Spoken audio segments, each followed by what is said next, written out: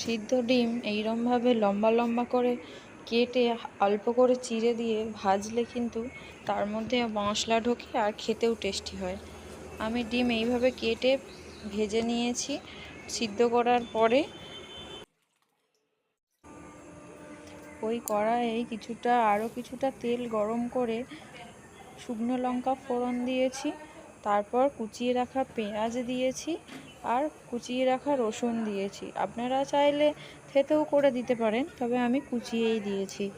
আর দুটো মতো টমেটো দিয়েছি, ছোট দুটো টমেটো কেটে দিয়েছি। টমেটোগুলো যাতে ভালো করে সিদ্ধ হয়ে যায় তার মধ্যে কিছুটা নুন দিয়েছি। টমেটোগুলো ভালো করে সিদ্ধ হয়ে গলে গেলে কিছুটা পোস্ত বাটা দিয়েছি।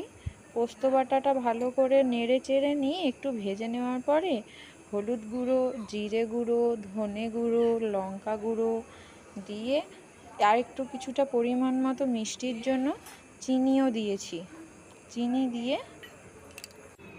সামান্য পরিমাণে জল দিয়েছি যাতে গুঁড়ো মশলাগুলো পুড়ে না যায়। এবার সমস্ত মশলা ভালো করে কষাতে থাকবো যতক্ষণ না তেল বেরিয়ে আসছে। সুন্দর করে কষিয়ে নেব। দেখুন মশলা কষাতে কষাতে তেল বেরিয়ে গেছে মশলার।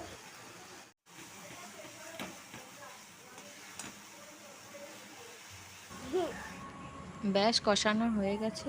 এবার পরিমাণ মতো জল দিয়ে দেব। এটা খুব পাতলা হবে না, একটু থকথকে টাইপেরই হবে, একটু গামাখা গামাখা হবে। তাই খুব বেশি জল দিইনি, সামান্য পরিমাণেই জল দিয়েছি। ডিমগুলো দিয়ে দিয়েছি, ভাজা ডিমগুলো।